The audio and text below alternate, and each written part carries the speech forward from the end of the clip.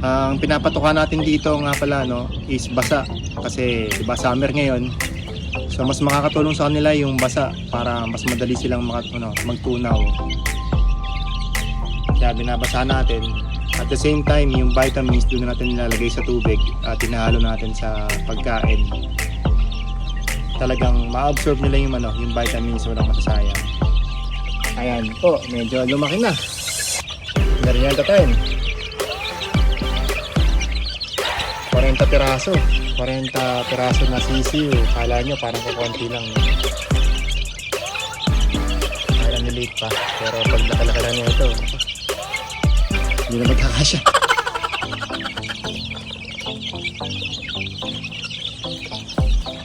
Ayun ang first batch.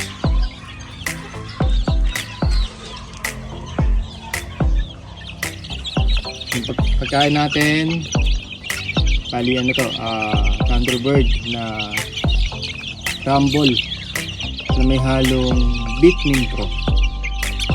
Merienda time. So time check 12 tanghali. So ito merienda time. Medyo malaki na. Healthy naman sila, magugulo.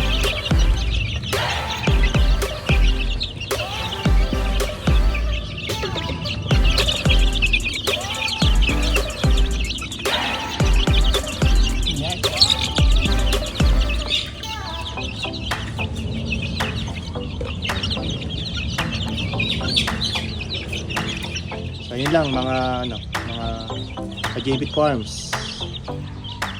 So mas maganda na basa dahil mas mabilis magtunaw at mas na-absorb at walang sayang sa mga vitamins and minerals na binibigay natin sa mga sisiw natin. Good day!